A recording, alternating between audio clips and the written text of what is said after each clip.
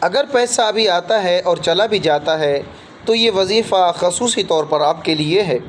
جس شخص کا پیسہ آتا ہے لیکن بچتا نہیں ہے، ہمیشہ خرچ ہو جاتا ہے یا غیر ضروری چیزوں میں لگتا ہے، یا بیوی اور بچوں کا اخراج سنبھالنا مشکل ہوتا ہے، تو یہ وظیفہ شروع کریں۔ انشاءاللہ تعالی اللہ تعالیٰ پیسے میں برکت دے دے گا اور خرچ میں رعایت ہوگی۔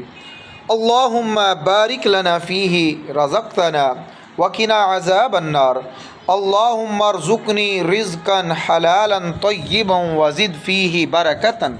اے اللہ، جو تو نے ہمیں دیا ہے اس میں ہمیں برکت دے اور ہمیں جہنم کے عذاب سے بچا۔ اے اللہ، مجھے حلال اور پاکیزہ رزق دے اور اس میں برکت دے۔ نبی کریم صلی اللہ علیہ وسلم نے فرمایا، جو یہ دعا روزانہ پڑھے اللہ تعالیٰ اس کے رزق میں بہت بہت برکت دے دیتا ہے۔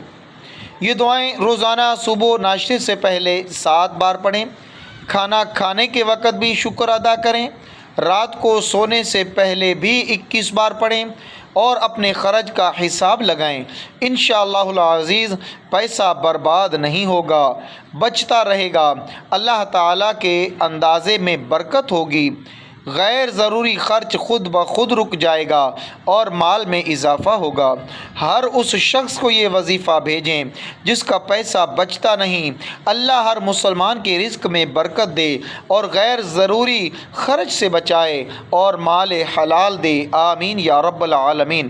تمام دوستوں سے گزارش ہے، اس وظیفے کو شروع کرنے سے پہلے اول و آخر 11 بار درود شریف پڑھیں، اور آپ اگر اس سے زیادہ فائدہ حاصل کرنا چاہتے ہیں تو پھر کچھ صدقہ کرنے کے بعد اس وظیفے کو شروع کریں۔ انشاءاللہ العزیز آپ خود محسوس کریں گے کہ اللہ تعالیٰ آپ کے گھر میں، آپ کی روزی میں، آپ کے مال میں برکت پیدا فرما رہا ہے۔